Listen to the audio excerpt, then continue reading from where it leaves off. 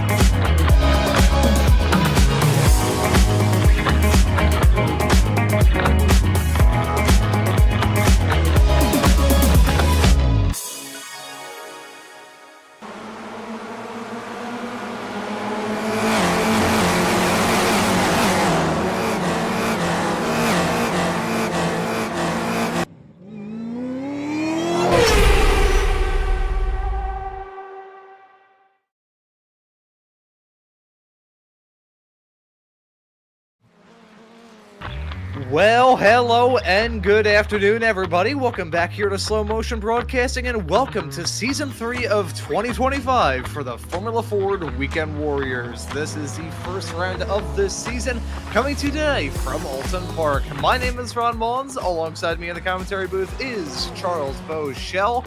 Guido Marzucchi is our producer for today's broadcast. And might I say yet again how wonderful it is to be back for another season of fantastic Weekend Warriors action. And much like the Formula Vs yesterday here on SMB, we get it up and rolling here at Oulton Park. This old school UK track with a lack of any sort of runoff area. Really, the runoff area is the only thing that's lacking when it comes to this racetrack. It is fun, it is fast, it's challenging, it's technical, it's got good overtaking opportunities, some incredible elevation change, the lot. This track is fantastic. So, Charles, I really don't think could have picked any better in terms of the track for round one this season. No, absolutely not, Ron. It is like my second favorite track next to Brands Hatch, but very similar with elevation, lots of grass in the runoff area, some gravel traps, but very old school feel racetrack. And looking forward to the season. It's going to be a good one as usual.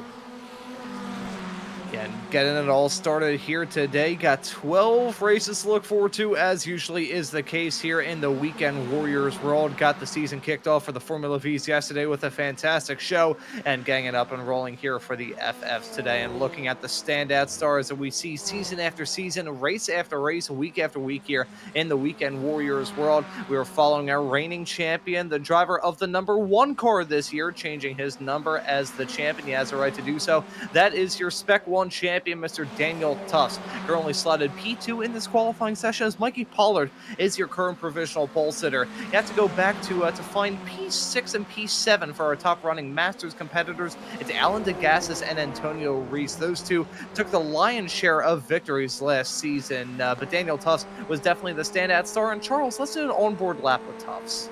Yeah, absolutely. Let's get a run down here down the start-finish straight as we're going to head down into turn one. Got to maintain your speed through here. Make sure you get a good apex. You're going to carry a little bit out. That's probably a little too far. That's probably going to be an off track as you work your way down in elevation a little bit into turn 2 and 3. 3 being this very long, open left-hander. Back on the throttle.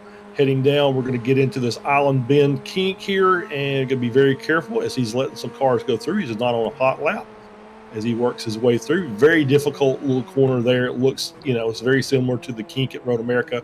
You don't really do a lot of passing through there as we go into Shell Oil here and back out. Nice cambered corner that you can just carry a lot more speed than you might realize first time out here. And we'll go past the chicanes, which we will not use today. We'll mention those a little bit later as we head down this back stretch. And we're going to carry over this little crest, head down into this right-hander, very quick right-hander. You got to get right on the inside there, carry as much speed as you can through. And we'll go back up the hill under the bridge and head down into Druids, which is another 90-degree right-hander. And it's, once again, you got to get your speed right, carry that down. Nicely done there. Almost a double apex on that corner as we head down the run here into Lodge Corner, which is the final major corner here on the track. Oh, as you see, a little loose on the rear end as he turned in there. And we'll go through Deer Leap, which is the final little bend as we head back to the start-finish line. And that was a rather hectic lap there with Daniel Tufts on the span of about a minute and a half here in this qualifying session. He's gone from P2 all the way down to P5. I briefly mentioned our reigning Masters champion of Antonio Reese in the 914 car. He is now your provisional pole sitter. Your reigning Formula V champion of Tortolo is joining him on the front row. There's Reese. He's decided that... Look at that. Fantastic. Brand new avatar for him this year. Gotta love that. But Antonio is your current provisional pole sitter, a 1 minute 34.722. Tortolo right behind, about less than a tenth of a second between those two racers, so rather close. Jerome Rademacher, I think we saw a little bit throughout last season, is right behind. Simon Ball, another driver who we have seen sporadically in the past year in the Weekend Warriors world, is currently your 12th place qualifier. Top of the Spec 2 racers is Julian Shen, and we will reserve a mention for that Spec 2 category, which has seen some changes. Of course, Dan Witzak, your reigning champion in that Spec 2 category after winning it quite comfortably last season. He's made the jump up into Spec 1. You can see him right now in the renumbered 113 car, heading his way down the backstretch off into Island Bend of turn at number 4. And another change for that Spec 2 class is an old friend from that Spec 2 class and our esteemed colleague here on Slow Motion Broadcasting, Mr. Joshua Wilkie,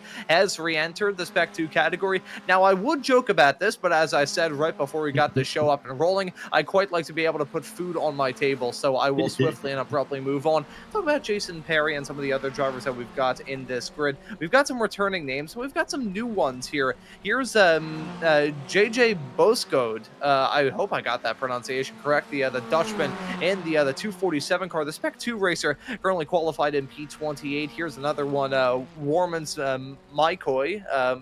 Warman's McCoy. We'll get the pronunciations of these drivers fired away soon in the 599 car. He is currently qualified in 16th. So nice to see some new names coming in here to the series. Oh, absolutely. Yeah, it's good to see some new names along with our returning drivers. As you see there, Jim Brewster and Andrew Love on track, been there probably forever, and so they're here year in and year out. Obviously, with Brewster being a admin of the Formula V's, doesn't always get a chance to run on Sunday. Excuse me there. As soon as, but it's good to see him out here this week. And we're going to talk about the track a little bit. Here's our keys to the race today. No chicanes on this layout, but still lots of trouble to be found on this track. You have to be, once again, very careful with your cornering. And this track is a little tight in sections, so it's going to be, passing is going to be at a bit of a premium. Pitting will be tricky. Pit in with that little dog leg coming in is tough to handle at top speed, and then your pit out is coming right back onto the racing line at turn 1. And finally, this is a track that's a rhythm track. You just have to find your rhythm and stay in it.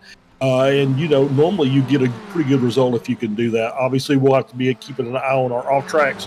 You have a tendency to kind of collect those as you go through here, and we'll still have our 13 for a drive-through and 18 for a disqualification. So they'll have to be careful of that during the course of the race. And thankfully here for this opening round of the championship, unlike this race that we had about 1 year ago at this point here in the Formula Ford Weekend Warriors World, won't have to worry about rain in this race.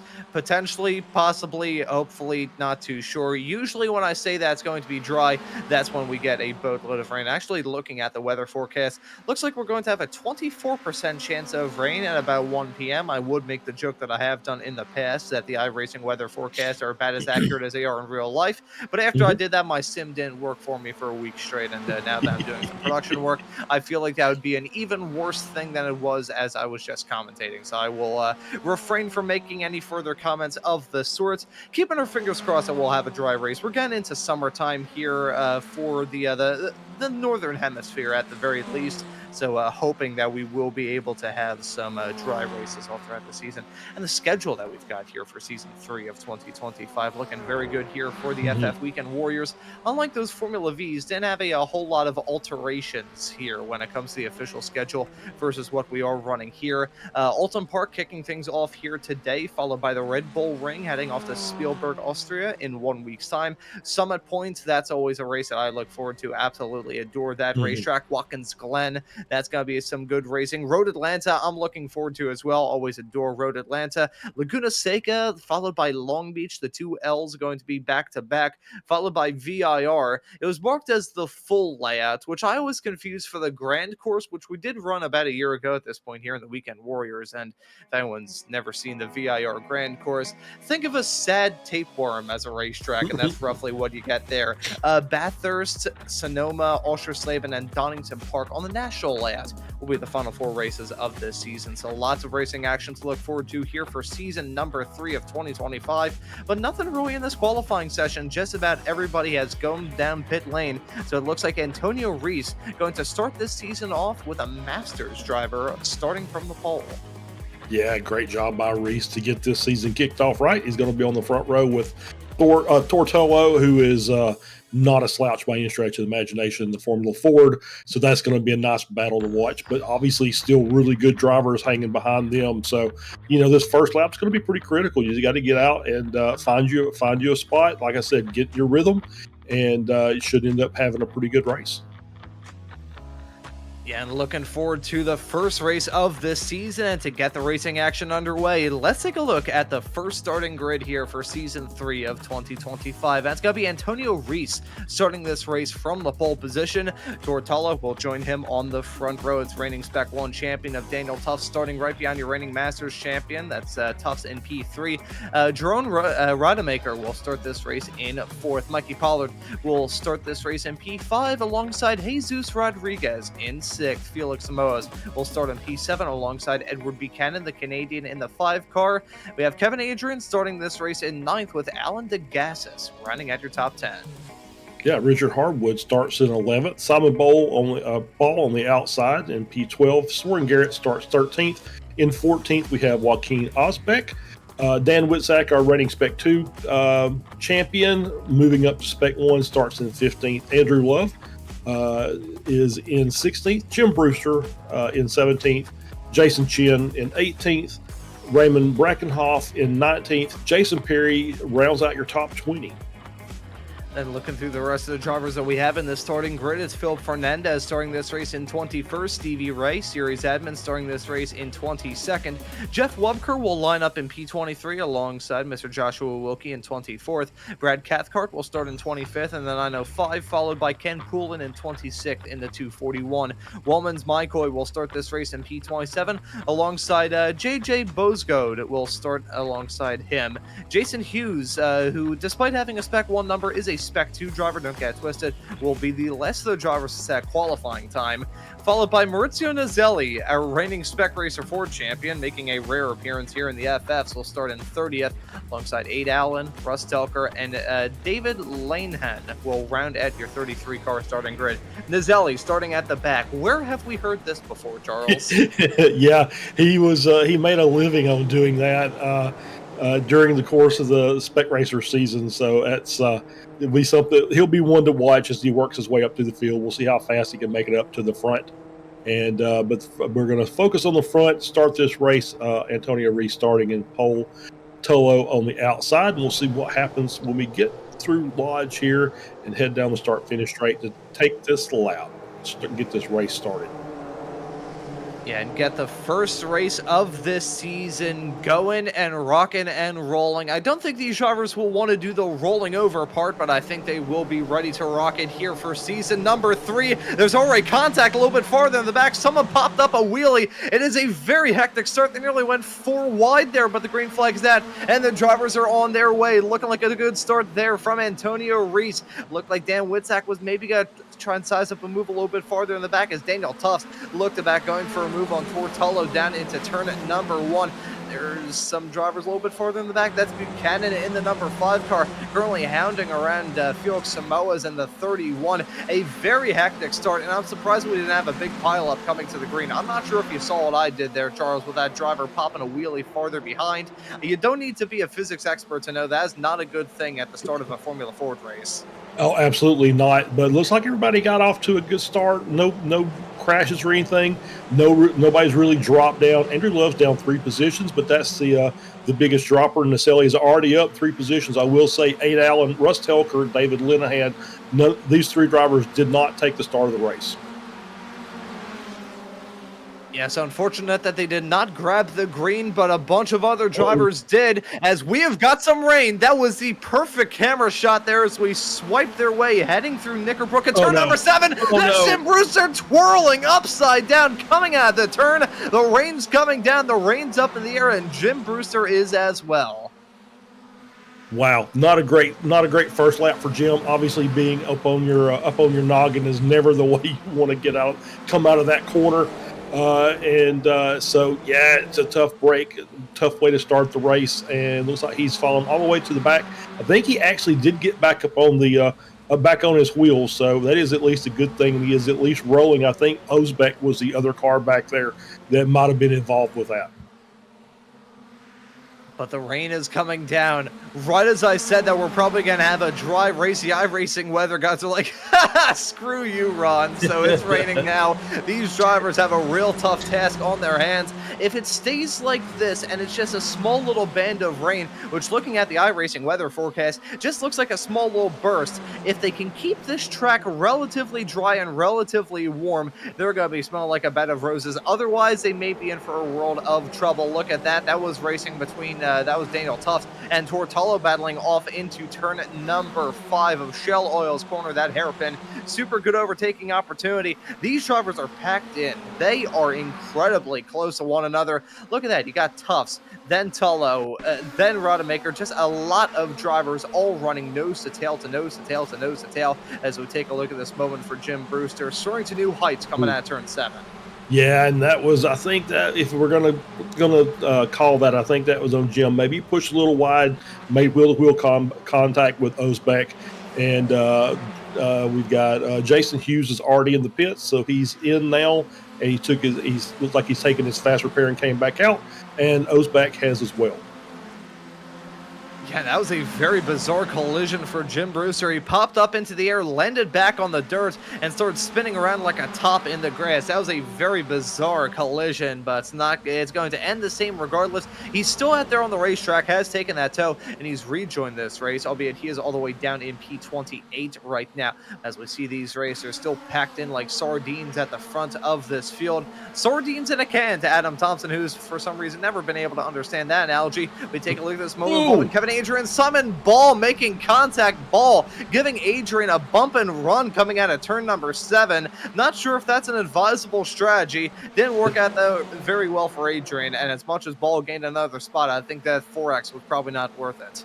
Yeah, probably not worth it. That was Adrian. He just got loose coming out of the corner, had to check the car up, to let off the throttle a little bit, let the car settle back down, and obviously Ball behind could not quite get checked up in time, and the contact was made.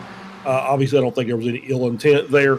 It's just one of those racing things that happen when you're trailing close, when you're in the big train like this. Any little deviation in speed is going to cause an incident like that. As one driver who's turned up the wick a little bit when it comes to the speed department is Daniel Tufts, your reigning champion, jumping into the race lead. Antonio Reese, your Masters leader, still slotted right behind him, P2. Your leader in Spec 2 is Mr. Joshua Wilkie, up 10 spots already from where he started in this race. Brilliant start from Josh. Let's hope that he won't get struck by a falling anvil here in the not too far off future. He's having to defend for his life, though. Look at that. They're nearly 3 wide. That was himself. Breakenhoff running right behind him. Julian Shen nearly going off the track as well. I will say at this point in time, I've been calling him Julian Shen. He said that we can call him Jason because I don't believe Julian is a correct Chinese pronunciation. So I think we'll just refer to him as Jason in the other 814 car currently running P16. Yeah, neither one of us speak Chinese really well, so it's we'll probably just stick with Jason. That probably seems a better one. We got a challenge here. This is Antonio Reese trying to battle back and try and take that lead position back over from Tufts, who's made his way through. We get a little lap traffic coming into Show Oil.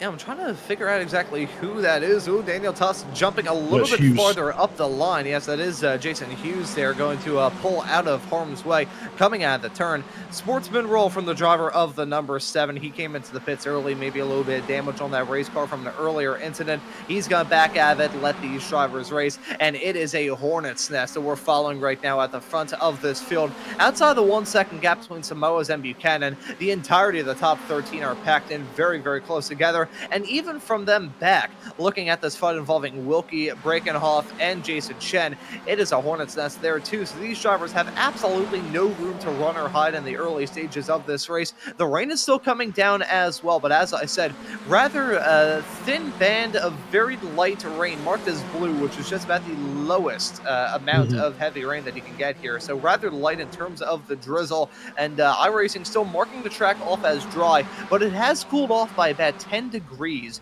already in this race, so it may not be completely damp, and in fact this track may be a little bit drier now than it really has been as of a couple of laps beforehand, but the big change in track temperature, that could be huge.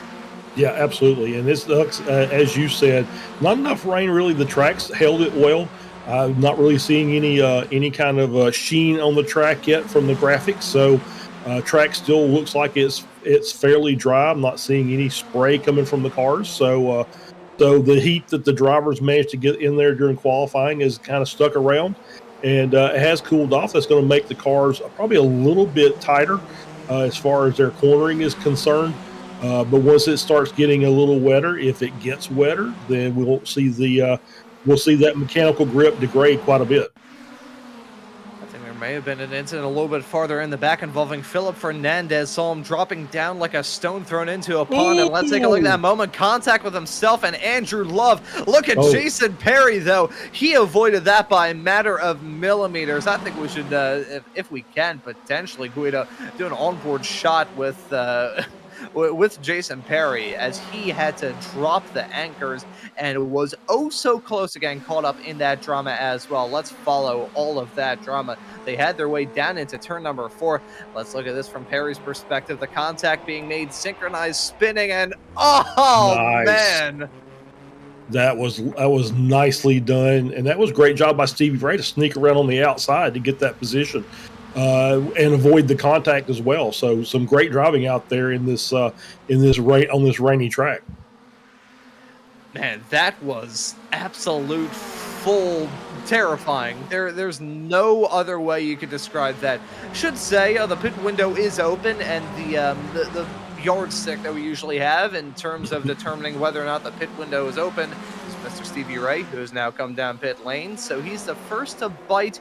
I gotta say, though, and this is honest, as much as this is a good time to come into pit lane, I don't like it mainly because of the weather. Now, folks, those who aren't familiar with the way these cars are in the sim, they do not have a dedicated wet tire. The dry tire is the same as the wet. You can see the grooves in these tires. Works exactly the same in both conditions. Doesn't work fantastically in both conditions. Causes you to slide a little bit in the dry and creates a bit of a slip and slide effect in the rain. But no dedicated rain tire for these cars. So it's not a matter of whether or not you want to switch over to a different set of tires. No, coming down pit lane, those tires are going to be ice cold on a track that is cooling and is slightly damp as well. I don't think that's a good duo. No, probably not, but you know, it's going to be that way whether we're coming in now or coming in 20 minutes from now. It's only going to get wetter, and so you're going to have the same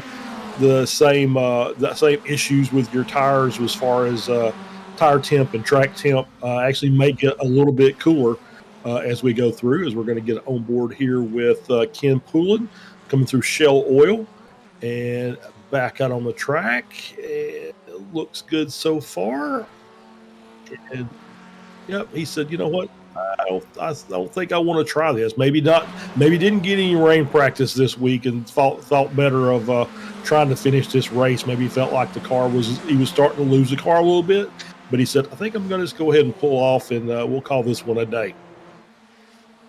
And, you know, I mentioned the slip and slide effect that you have in these race cars in the rain. We saw this in the season finale of last season at Donington Park, and we saw it in some of the other races throughout Season 2. Not sure if it is still the case here for Season 3. I would have a feeling it would be, because these cars are notorious, despite the fact they were part of the original batch of cars to have rain compatibility added into them. They are probably the most ill-handling race cars in the rain out of anything in the sim. Frankly, I feel like a GTP coming out of the pits on cold, wet tires on a track that's about 55 degrees would only be slightly more terrifying than these cars usually are at top speed. Yeah, and I guess it's just because of this car is basically, it's aerodynamically designed, but doesn't have just tons of aero performance. As far as downforce is concerned, it's all mechanical grip, and so when you start putting water underneath those things that are put grip, and we're into the pit, Reese into the pit for his stop, it makes it a little difficult, obviously, on a wet track to handle a car that's specifically out there running on mechanical grip. Antonio Reese making that early call to come down pit lane. I'll tell you what, since you had the series admin and your reigning Masters champion come down pit lane at the exact time where I said it's probably not the best idea in the world, you can take everything that I say with about 15 grains of salt. Looks like these drivers are deciding that now is the time to come down pit lane. I think there is a good reason as to why that is the case, trying to get out of the drama, but this track, it's not exactly bone dry. You know, I've been talking about the track conditions and how they're being marked in sim. This track has been marked by iRacing for most of it as dry. has now been changed to mostly dry, which may not seem like much. It may seem like I'm making a big deal out of nothing, but going from a bone dry track to one that's ever so slightly damp is a very big change to be had, doubly so considering the track temperatures for the first time in this race are now the exact same as the ambient at 67 Fahrenheit. Oh, look at that. That's Simon Ball losing it out of turn number 7, and he toes back immediately. Yeah, I'm not really sure what happened there. I bet we'll get a replay to find out. But yeah, you're right. When the iRacing starts changing the track conditions, it's always that thing. So we're coming through here. Yeah, just too much speed. Tried to catch the car, and then once he made it back onto the asphalt, the grip change just absolutely sent him straight into the wall. So he'll have to come in, take his fast repair, and we'll see if he comes back out on the track. I could probably provide the sound effects that Simon Ball let out during that collision. It's like, oh, no. I think he lost it on the curb on turn in. Turning in and braking, hitting that painted curb. From my karting days, I can assure you that paint in the wet does not have a lot of good grip, as that was a real close call with Jason Shen and Raymond Brakenhoff. That could have ended in tears coming out of turn number 1. They nearly came to blows, but thankfully for those racers, they did not, as Fernandez, I believe, has had some moments with himself and Jim Brewster. Deja vu to what we saw a little bit earlier on in this race. Ends a little bit better for Jim this time, but ends poorly for Fernandez, who hits the wall, and he's just about done for in this race. Yeah, same thing. It's just, once again, the car in front had to check up. Was losing it, had to check up to correct, and the car behind, nowhere for them to go. Take a look at a moment of the gases. Oh, yeah, nice job there. Nice job there to catch that. Not sure who that was. But that was a pretty good battle here for the lead in Spec 2 between Wilkie, Brakenhoff, and Chen. They're having themselves quite a good run. But, hey, don't look now.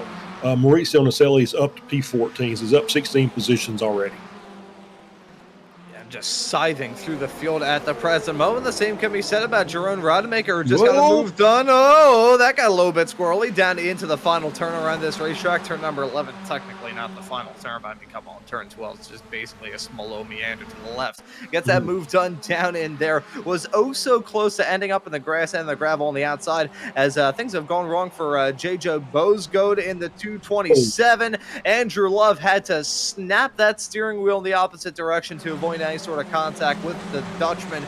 Could have ended in tears. It did end in tears probably for Andrew Love. Hit some wet grass, and I do not want to know the state of his seat at the present moment. As we take a look at side-by-side racing, that's Mikey Pollard trying to get a move done on Rodemaker down into the island bend. He gets that done successfully to jump his way up to P2 now toward Tolo, looking to follow in suit around the outside into turn number 5. A bit of a wiggle again from Pollard. He's going to check these drivers up a teeny tiny bit. It'll be a drag race as they add their way around turn number 6 onto the hilltop straightaway they go.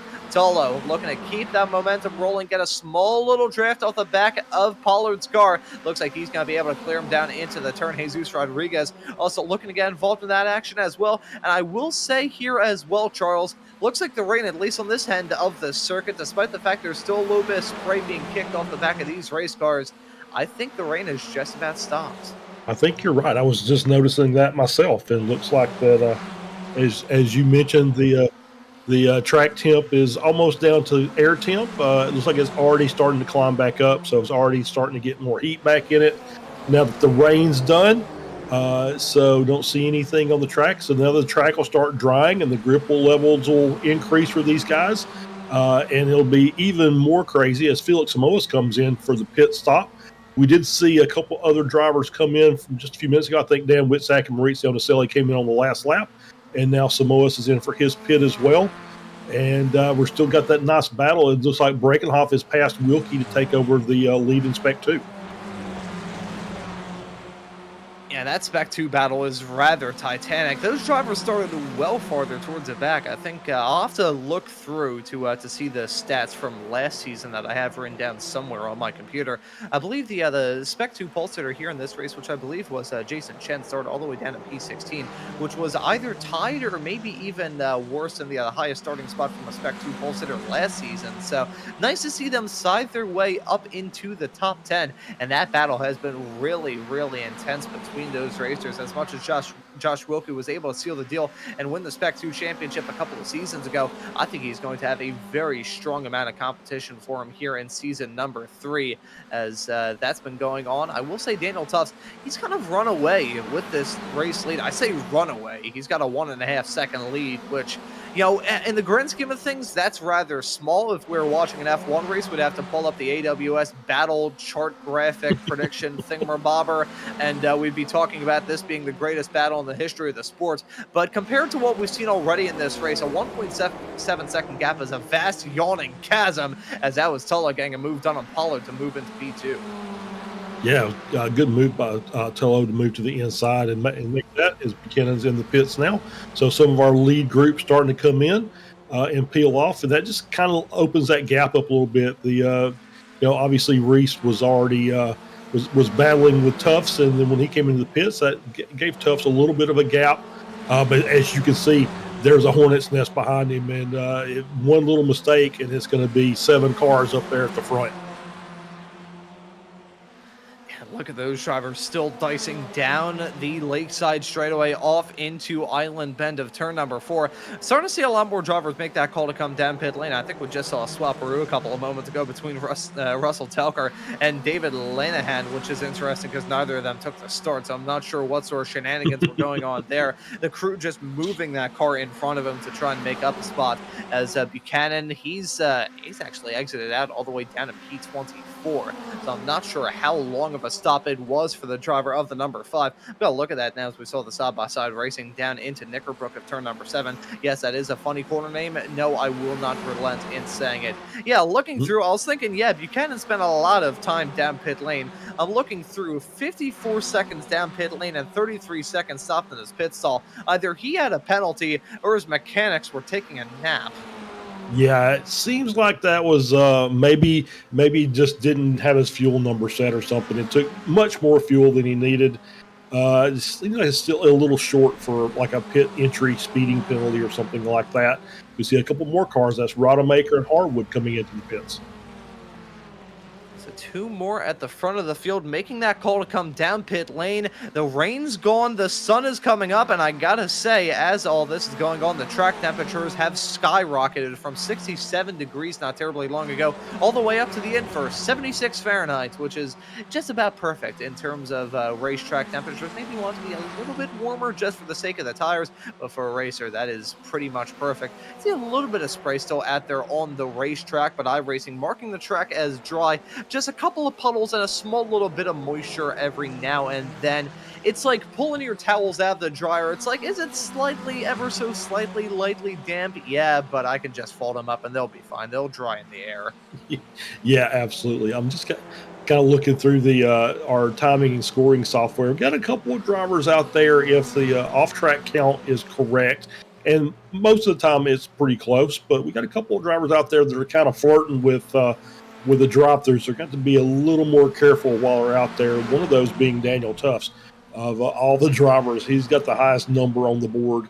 So we'll see if he has to come in an extra time. That's obviously going to be bad for his race because that's about a 25-second or so disadvantage from having to just drive through the pits. So he's got to be careful here for the remainder of this race with another basically almost a half of race left.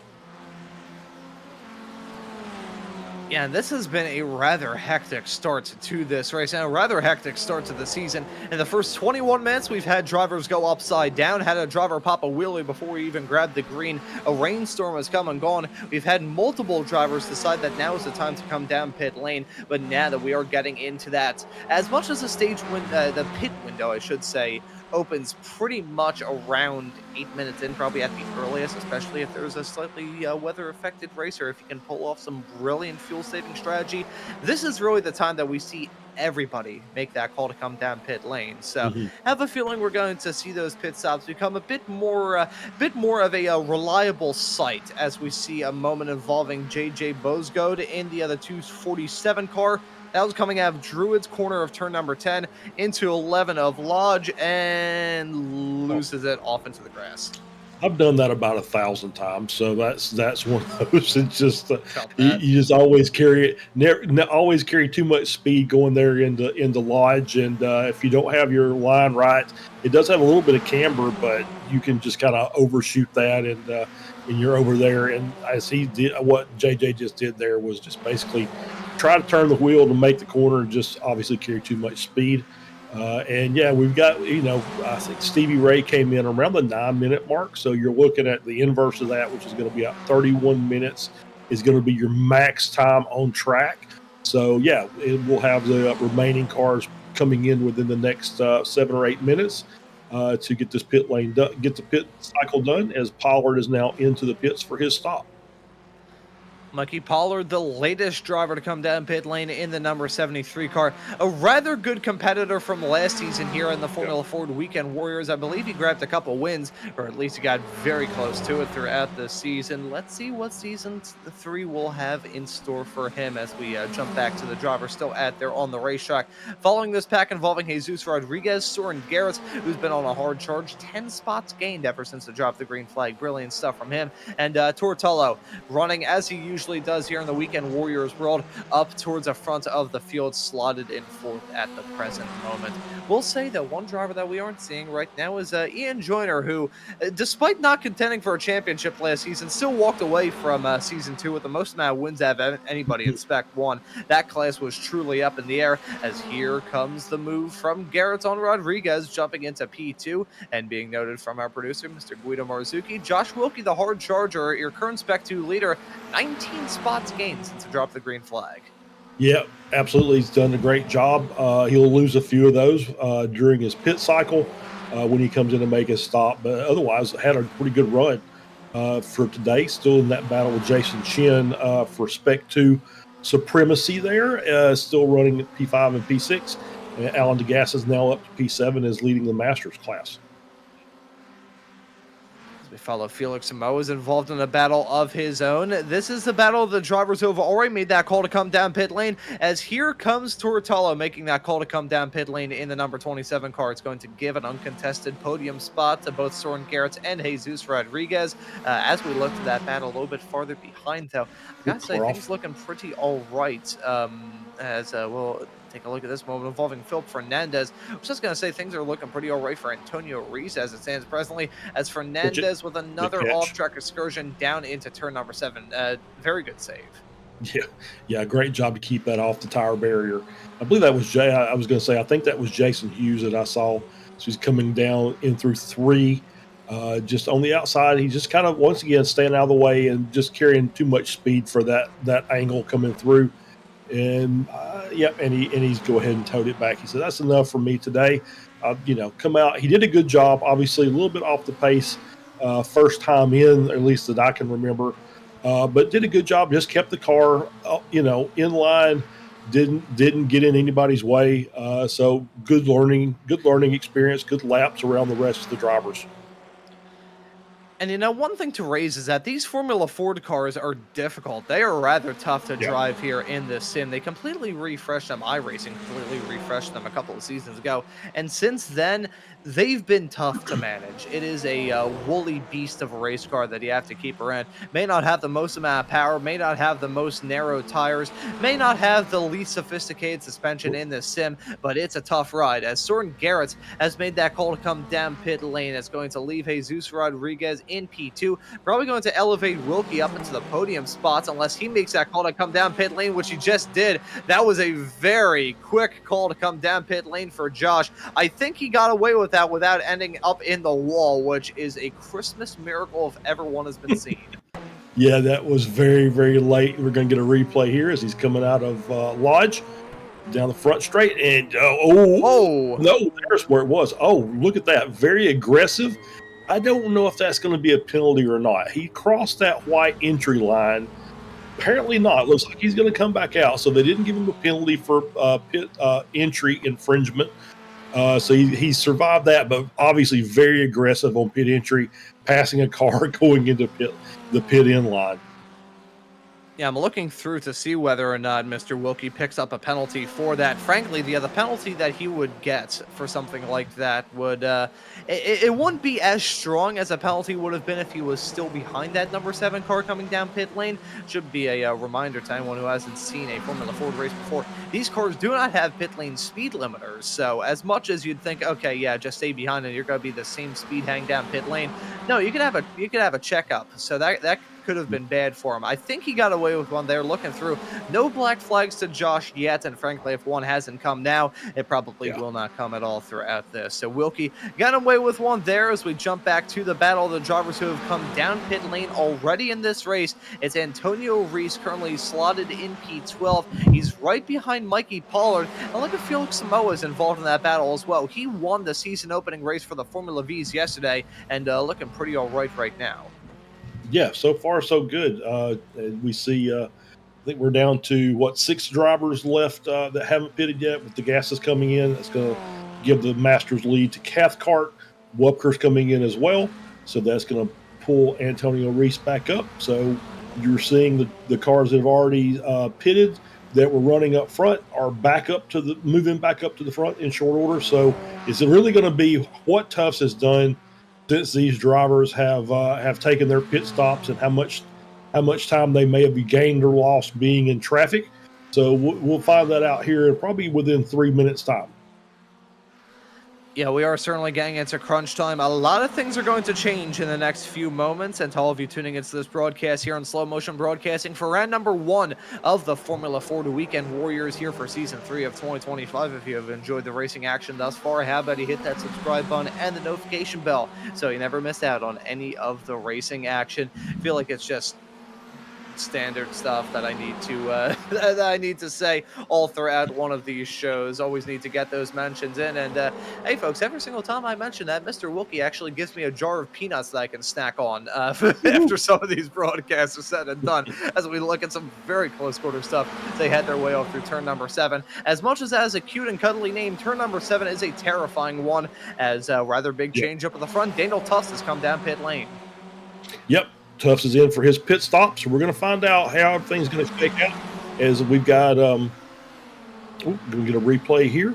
Oh, don't tell me something's going on with Wilkie. Mauricio, is that Mr. Wilkie moving to the inside to make that pass? Just carries a little too much speed. Oh! And there's Naselli into the wall. Wilkie looks like he got a lot of damage as well. But yeah, that's, he made a very aggressive move going down into Nickelbrook. Just couldn't carry it, and then you see what happens when you get off of that racing service. Now you're on curbs that are probably still wet because they haven't been used, along with wet grass, which nobody should be out there. And so losing the car, trying to rejoin, and unfortunate for Naselli that he was just happened to be an innocent bystander and got caught in that.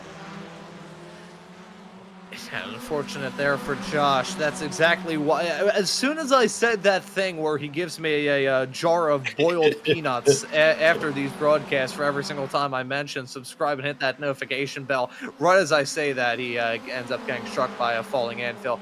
Daniel Tufts, though, as we were talking about him making that call to come down pit lane, he's exited out at the front of this pack, currently slotted in third. Jesus Rodriguez just came down pit lane, was going to say he's yet to do that. He has now done it. And Jason Chen slotted in P2. Your current Spec 2 leader is yet to come down in the pits as well, but based off this line, I have a feeling he may be doing it now, and yes, he does. See, I know what I'm talking about from time to time, so that's going to be the front 2, making that call to come down pit lane. Daniel Tufts going to re-inherit the race lead. This is back to the battle for the race lead and the race win here for the opening race of the season. As Mr. Marzucchi just said in the production truck, the race is very much so on. Yep, absolutely. So we've got Rodriguez and Chen coming out of the pits. As you see, Rodriguez got a really good stop. He stayed up there. He's in third place. That was a great pit stop by Rodriguez. Yeah, that's a tremendous stop from Jesus. I'm going to look through to try and see what sort of time he set down pit lane, giving his mechanics enough of that Red Bull for him to be able to exit out. And yeah, looking through, Holy cow. I mentioned that being an experienced driver can help you out when it comes to pit lane here. Super tough entry, super tough exits, and these cars do not have a pit lane speed limiter, so that can help out as well. Jesus Rodriguez, Oh, despite spin. having, as Antonio Reeses has spin down into turn number 5, he's crashed out. There we can see him regaining himself. He's now slid down in P7, may lose out on some more spots to Soren Garrett's. In fact, he has done. But here's the moment for Antonio Reese coming out of the turn, hits that curb on corner exit, and there's a little bit of banking through turn number 5, and that really doesn't even out until about 150 feet after the turn. So once he hit that curb bottomed out, and he goes in for a world of hurt. He loops it around and drops down to 8th as the battle's on at the front of the field. Let's see Daniel Tufts and Mikey Pollard squabble up at the front of the field. Pollard trying to do the swapperoo through Druids. Tufts running a little bit wide out of the turn. Jesus Rodriguez now going to slip into second, but he now wants a race lead down the inside into turn number 11, under the bridge and over the hill through that turn. Jesus Rodriguez going to jump into the race lead for now, but Daniel Tufts looking to fight back as well in the 1 car. Yeah, absolutely. 6-car battle up here for the lead as you see Tufts moving back to the inside, taking that position back over, take up P1 again. And that won't be the last of them, as we already see Rodriguez moving to the outside of turn 3, going to try and take it around the outside and try and hold that line. Nope, and we had a car off. That was Rodemaker in the background there, off in the gravel and through and back out onto the track. Going to bring a little bit of junk with him probably, as we see him getting passed by Soren Garrett's there, running in P6. Antonio Reese is back there. Tufts out there on that island kink is so difficult, and you can see why. But Mikey Pollard now in the lead. It's a change of lead and a change of pants that's needed for Daniel Tufts. That is the most terrifying section to go off the racetrack. I am absolutely amazed that he was able to keep that car going in a straight line without looping it. As here comes Rodriguez trying to take the race lead from Pollard. Mikey Pollard going to lose out on P3 as well as Daniel Tufts looking to follow in suit, and he does so down into turn number 7. Pollard now going to have to withstand a challenge from Tortolo and Felix Samoas, who are side by side coming out of the turn. I was just going to say, not terribly long ago, in reference to Jesus Rodriguez, he spent 13.5 seconds down in his pit stall and 33.9 seconds down pit lane in its entirety. Now, for context, Mikey Pollard spent a little bit less stopped in his pit stall in the number 73 and somehow spent 1.2 seconds more down pit lane. Jesus Rodriguez just absolutely acing that pit call, and he's now battling for the race win still. Holding on to it now is the race leader of Rodriguez, but Daniel Tufts still there within striking distance if he has a mistake. Yeah, absolutely. Oh, another car off, and that is Felix Samoa's off in the grass. Looks like he made contact with a barrier as well, and that's going to take him out of that battle, and just a war of attrition now up at the front. Yeah, things going from bad to worse for some more of these racers. Think about the amount of drivers we've seen drop out of this fight. It all started with Antonio Reese and continued on with Jerome Rodemaker, and Felix Samoa is a multi-year veteran here in the Weekend Warriors world, making an uncharacteristic mistake down into the turn, just pushing the limit a little bit too much down into turn number 1.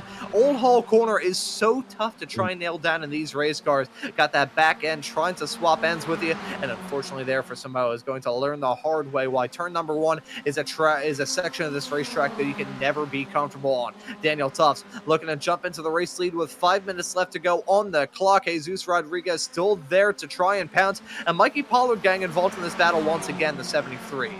Yeah, and I was just looking again at our timing and scoring and looking at the off tracks.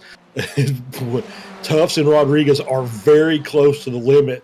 So if it comes down to off tracks and how many you're going to get, Mikey Pollard is definitely in the catbird seat there, even if he's in third. These guys are going to be very careful. They're racing hard, but you can't be taking off tracks every lap, or otherwise you're going to end up taking that drive through. You see Antonio Reese back here, still in 5th, having a good run. Not what he had earlier. As we're back on here with Jason Chin, who's now up into P10, and Breakenhoff, and he's got himself a pretty nice advantage over Breakenhoff to lead Spec 2. And Antonio Reese, as we said, still leading Masters. jump back to the action at the front of the field. This 3-car breakaway looking to shake off the challenge from Tortella behind like a bad case of the fleas. He's currently slotted about 0.8 of a second behind Mikey Pollard. Is Tolo, who's going to try and go for a move down into the turn. I can see the brakes glowing red from Mikey Pollard's race car down into the Shell Oils corner, basically entering that turn at terminal velocity essentially in these Formula Fords, having to woe it up, even though you've got a little bit of banking to help you out. Run a little bit wide through there, you're going to hop the berm and you are going to be screwed. I compared it to an old NASCAR track without a wall on the outside during the Formula V broadcast yesterday, as we nearly saw Jesus Rodriguez try and give, it wouldn't be the chrome horn, I guess it would be the fiberglass horn to the back of Daniel Tufts down into turn at number 7. Not sure if that's a very well recommended move in the Weekend Warriors world, but Jesus Rodriguez is going to be slotted in P2. Daniel Tufts holding on to the race lead, and Tortolo, he's gotten back involved in this. Tortolo, when it comes to these races, and I mean no offense to this, he is an absolutely brilliant racer. He has more talent behind the wheel and in one of his fingers than I have in my entire body. He's like a cockroach in these races. He cannot be killed. No, absolutely not. It's he's always up near the front if he's got a car underneath him that he can drive. It's real contact there between Rodriguez and Pollard. Whoa, and they nearly make wheel-to-wheel contact yet again, heading out of turn number 2 of Denton's Den into Cascades of turn number 3. That's Rodriguez grabbing that spot to remain in P2, but man, that could have ended so much worse than it did, Charles. Holy cow. Yeah, absolutely. Am I seeing a little spray off of that car still, even through Island there? That's going to make Moth a little tricky.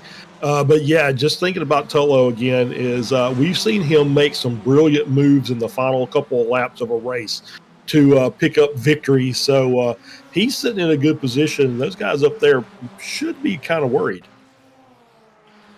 As we cut to this replay here of the action that's been going on involving some of the other races. Joaquin Mosbeck, first time I've seen him here in the Formula Ford Weekend Warriors. Don't believe he had a very good run. Unfortunately, this replay slightly glitched out on my end, and yeah, it's a spin down into turn at number 11 for Osbeck. Unfortunate mistake to have for him, as we're back to side-by-side racing at the front of the field. Jesus Rodriguez and Daniel Tufts battling tooth and nail. Mikey Pollard now going to try and get something working there as well. The white flag is going to be in the air this time for these racers. Got some lap traffic a little bit farther up the road that I believe is the number 7 of Jason Hughes. He's going to look to try and avoid getting involved in this drama as much as he can. White flag in the air. Here we go. All right, here we go. Last lap of this race. Rodriguez in the lead. Pollard, Tufts, and Tolo. Wide by Rodriguez there. That's going to give him a run. That's going to give... Yeah, that's got to be a slowdown. That is a slowdown for Jesus Rodriguez. He's going to have to yield. He's stuck on the outside as Pollard going to jump into the race lead. Tufts in P2 as Tolo and Rodriguez come to blows coming out of turn number 3. Now there were only 2. That's a big checkup for Tolo. It's a black flag, I believe, for Jesus Rodriguez. He's alt F4. He's called it a day. These two, though, they're battling for the race win still. Mikey Pollard and Daniel Tufts side by side through the braking zone into turn number 5 for the last time in this race. Tufts, he's going to be slotted P2, but he's going to have the drift, he's going to have the run, and the momentum down through the hilltop chicane for the last time in this race. Who's going to win out in it? They nearly touched it again down in through this straightaway. Who's going to win out? Tufts going to hold on to that inside line. Pollard, though, going to have the advantage of just being able to hold his line and keep it rolling with the momentum. He doesn't clear him exactly, does Daniel Tufts. Mikey Pollard now going to have that run up the hill through turn number 8 and 9 through Water Tower. That's turn number 9 into Druid's turn 10. The last time in this race, Daniel Tufts going to hold on to it as they head their way out of the turn, though. Pollard going to keep some momentum rolling. It's all total chaos a little bit farther behind these racers, but my attention's on these front two. Tufts leads them down into the final turn at the very end of this race. Your reigning champion in the Spec 1 category didn't win last season. He wins it now for race number 1 of season number 3. Daniel Tufts gets it done here at Oulton Park. Mikey Pollard going to finish right behind him, P2. Tortello going to round out your podium in 3rd. And holy cow, Charles, that was a brilliant race. Antonio Reese wins it in Masters. Jason Shen wins it in Spec 2. But Daniel Tufts, after not even winning a race during last season, on track to win the championship, he starts off his title defense with a race win. He's here, and he's here to fight. Absolutely. He, you just said it. The one car race season champion from last season, doing it with consistency. This time he gets the race win, so he's got that monkey off his back. So he'll take this great battle for the entire race between that front group.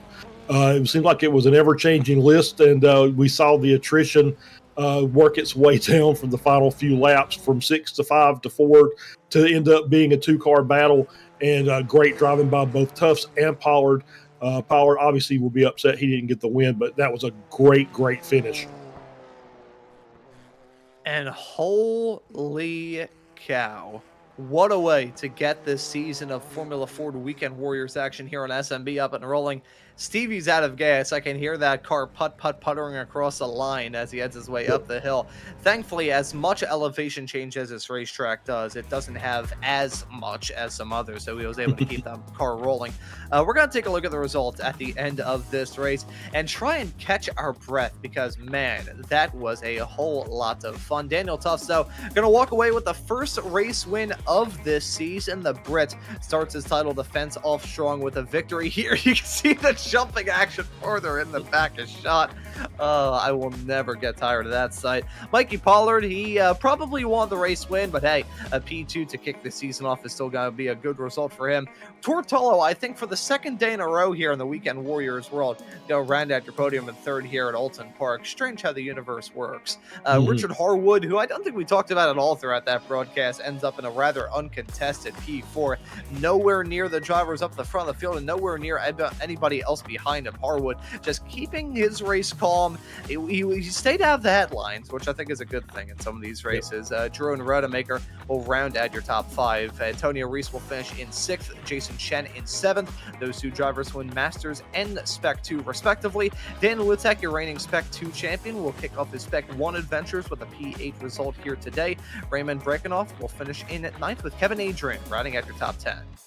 Yep, Alan DeGassis gets P2 in the Masters class, finishing 11th overall. Ed Buchanan ends up in 12th. Jason Perry, 13th. Brad Cathcart, our final podium sitter in Masters. Walmans McCoy finishing in 15th and gets the final position in Spec 2. Jeff Lubker in 16th. Andrew Love, 17th. Jim Brewster finishing in 18th, had a very eventful race. Joaquin Uzbek also as well with 19th. Stevie Ray rounds out your top 20. Soren Garrett finishes in 21st. Jesus Rodriguez in 22nd. Philip Fernandez in 23rd. Josh Wilkie in 24th. Felix Samoas in 25th. Jason Hughes in 26th. Maurizio Naselli in 27th. And rounding out the rest of the grid, JJ Busgo finishing in 28th, Simon Ball 29th, Ken Poulin in 30th, and then Allen, Rust Helker, and David Linehan did not take the start of the race. They'll be classified as 31st through 33rd, and that is your 33-car finishing order.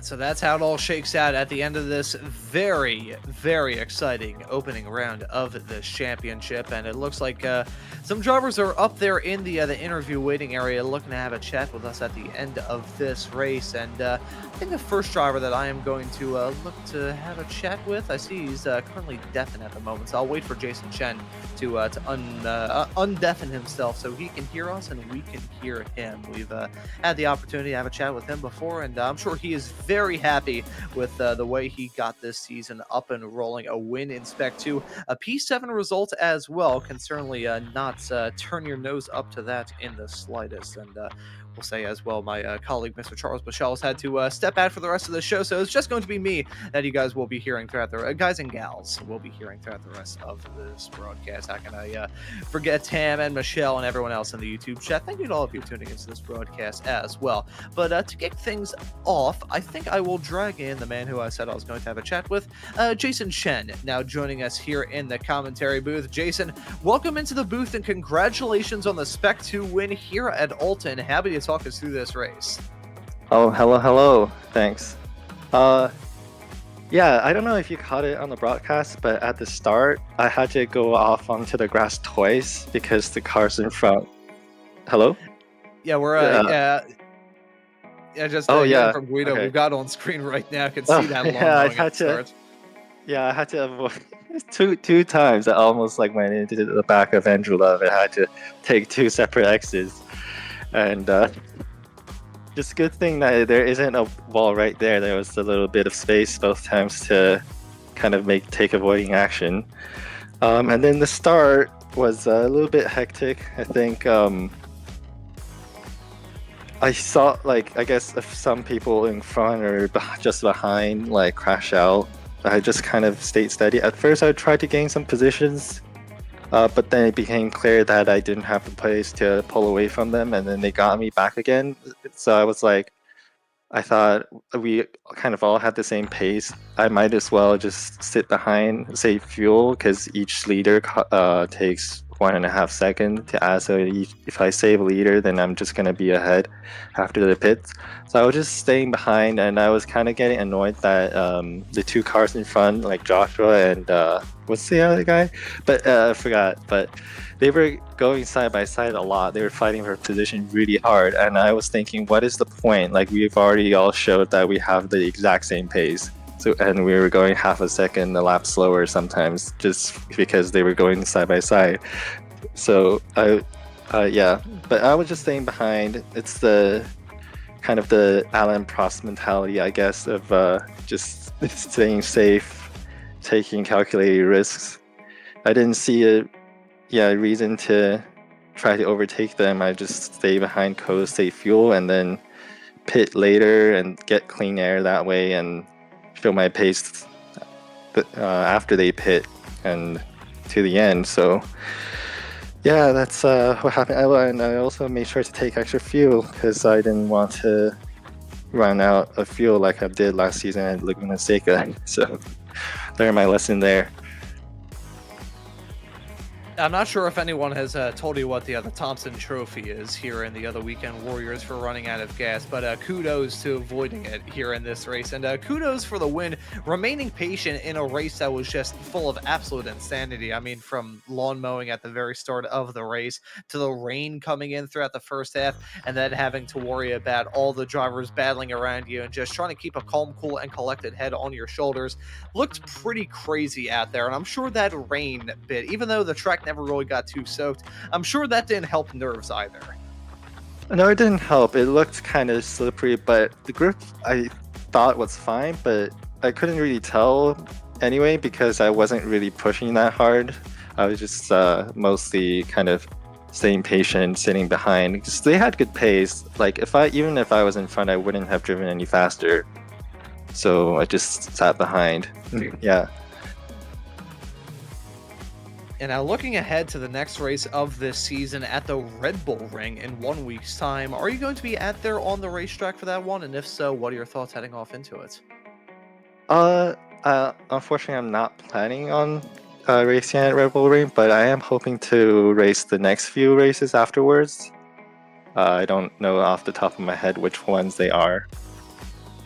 I think we got a pretty long streak of American tracks, in fact. Summit Point, Watkins Glen, Road Atlanta, Laguna Seca, Long Beach, and VIR will just about run us all the way through to the start of August. So some nice American tracks to look forward to.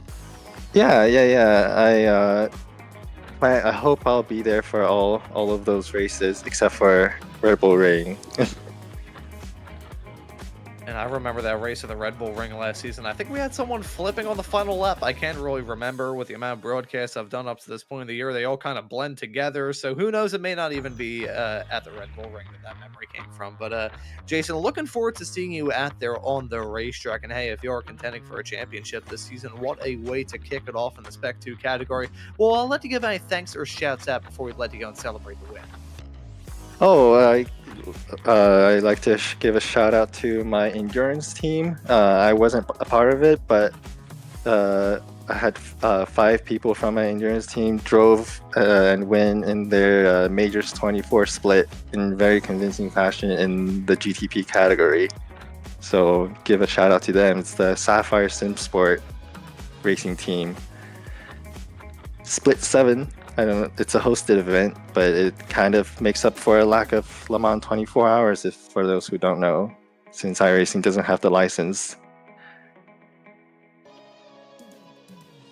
Whenever I think of a Le Mans 24 in sim, I think of the one that they organized a couple of years ago where they had to throw red flags every 30 minutes just because the sim kept crashing. And it wasn't on iRacing. Was it on R Factor 2? Yeah, R Factor 2. That talk about a shiitake mushroom show of a sim racing event. But Jason, thank you very much for joining us here in the commentary booth. Congratulations on the win, and looking forward to seeing you out on the racetrack for the rest of the season. Thanks. And that right there was Jason Chen, your Spec 2 winner at the end of this race. And we also got our Masters winner and Masters reigning champion, Mr. Antonio Reese, joining us now in the commentary booth. Antonio, good evening, my friend. Welcome into the booth. How was it out there, man? Hello. Good night. Well, good night. I don't know. For you, is maybe good morning. Yeah. Was a good race. I got the pole position, and I was quite happy. But then the race didn't go the way I was thinking. So I have a spin on the few of the last laps in one of the corners, and then I have a touch with Garis. I think I'm not spelling wrong. I hope so. So sorry if I am. But yeah, well, other than that, was good fun. I enjoy the race. It was quite interesting and very challenging. Keep busy all the time and having, trying to keep up with the guys and not to ruin anyone's race. So it was a good race, actually. And now I want to ask you about the bit of the race where we saw the rain coming down. Didn't really make the track too wet, but I'm sure that didn't make things easy out there as the rain was coming down. Yeah, I was looking to the puffs of the tires of the guy in the front, so it was not too much spray from the tires. So somehow the track still keep some grip, so it was not big trouble actually. I'll tell you what, it just looks like ever so slightly nervous. I usually seem ever so slightly nervous when I see rain start to come down in these me too. Formula Fords. Yeah, it's. I remember the other race at the end of last season, and that was a bit of a slip and slide show. So yeah, looking forward to the rest of the season here as you look to defend your championship crown in the Masters class. Going to be running at the Red Bull Ring in 1 week's time. So what are your thoughts heading there? Oh, I love Red Bull Ring. I don't know if I'm fast or not, but it's also a very draft depending track. So if I can keep up with the faster guys with the draft, I may get a pole position again. We'll see. Yeah, but honestly, man, nice to see you out there on the racetrack. Thank you. Nice to see you start this race from the overall pole as well, Antonio. Always good to have a chat with you, and looking forward Thank you. to Same seeing you wise. out there on the racetrack. Sorry, your last question? I didn't get it. Yeah, just looking forward to seeing you out there on the racetrack. Oh, okay. Yeah, look forward to. Yeah, I hope to see you again. Yeah. Okay. Thank you.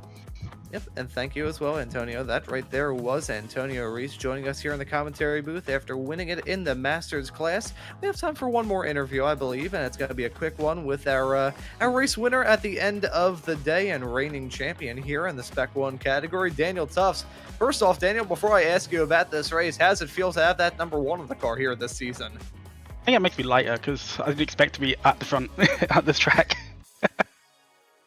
Yeah, I was saying right as we called you to the end that despite winning the championship last season, didn't get an overall race win or a class win throughout the entirety of the last season. In fact, just keeping it consistent. But starting off season 3 here with a bang, with the race win, how was it out there? It looked rather intense. Yeah, my original plan was just hang back, keeping the draft, save fuel. But as soon as the rain started, I was like, I feel like I'm more confident in this car. Everyone was slightly slower on the rain, which they should have been, and I just kept going. I was very surprised. And just keeping that throttle pinned down to the floor and keeping with it throughout this race, even though you found yourself having a lot of different drivers attempting overtakes on you, especially with the other pit cycle as well, which looked rather disjointed with a wide variety of different pit calls for all the racers throughout this field. I want to ask you about the mental side of things, just trying to keep the head screwed on tight here throughout this race. Yeah, I was just focusing on my lines, focusing on the entries. The track was changing the entire race. It was very weird. One lap we had a load of grip. Next lap it was just a little bit off. So it was just trying to nail those entries and make sure I didn't get too many off tracks. And it worked out pretty well for you here in this race, getting the first win of the first race of this season. Daniel, looking ahead to the Red Bull Ring in 1 week's time, going to be a vaguely similar racetrack. You still got those medium to slow speed corners with some high speed ones in there as well. We also got some pretty good slipstream opportunities there. So what are your thoughts heading off to that race in 1 week's time? I think it'll be a lot more slipstream heavy than this one. This one had a few slipstream opportunities, but it's still very narrow. Red Bull Ring's so wide, we will just be like 3 wide on straights every now and again. And I remember last season it being very chaotic. So we'll see if that happens again. Hopefully, be a bit cleaner.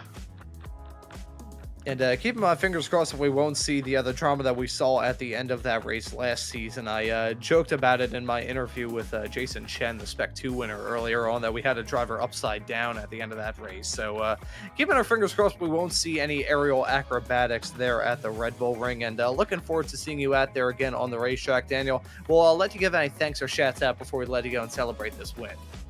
Shout out to you for broadcasting and Stevie for putting it on. Yeah, it's been good. It's always enjoyable, and I wasn't expecting the rain. It was a 1% chance, I think, and it happened. And, you know, even on my broadcast notes, I have a very detailed section of the weather forecast heading into this race. And I had written down that it's not raining. And as it turns out, yes, it was raining. So the iRacing weather forecast playing me like an absolute fiddle. But Daniel, thank you for joining us here in the commentary booth. Congratulations on the win. And looking forward to seeing you out there on the racetrack for the rest of the season. Thank you. And that right there was Daniel Tutz, your Spec 1 winner at the end of round number 1 of the Formula Ford Weekend Warriors here on Slow Motion Broadcasting. And we have got a ton of racing action to look forward to. As I said, the race at the Red Bull Ring going to be where the Formula Fords and the Spec Racer Fords run in 1 week's time here on SMB. Coming up later on this afternoon, though, we have got the action from the opening race of the Spec Racer Ford Weekend Warriors. Got some drivers looking to defend their championship crowns. Going to be running at Interlagos. That will be some brilliant action there. You can, of course, catch the action here on SMB from XSLR running later on tonight. Going to be racing at Road Atlanta for the first race of the GT3s.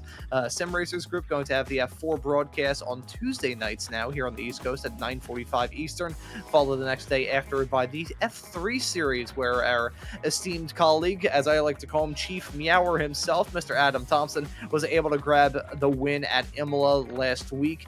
And last night here on SMB, at the start of something new, Ron's Race Nights. Yes, folks, if you couldn't get enough of me on these Weekend Warriors broadcasts, which I think as a sense has been uttered by absolutely nobody, you can see me working the comms and the cams all by myself week in and week out on Saturday nights here on Slow Motion Broadcasting, covering top split action from all sorts of racing series. This week we've got the Radical Esports Cup running at Watkins Glen, and you'll be able to catch that this upcoming Saturday at 9 p.m. Eastern. Gives you a very good reason to subscribe here to Slow Motion Broadcasting so you never miss out on any of the racing action. But as for this broadcast, for race number 1 of the Formula Ford Weekend Warriors here at Oulton Park, I think that will just about do it. So for myself, Ron Maunz, Charles Boshell joining me in the commentary booth, and Guido Marzucchi doing a fantastic job working on the cameras and the graphics in the virtual production hauler, I say thank you all so very much for watching this broadcast on Slow Motion Broadcasting today, and we hope to see you all for that Spec Racer Ford show coming up later on this afternoon.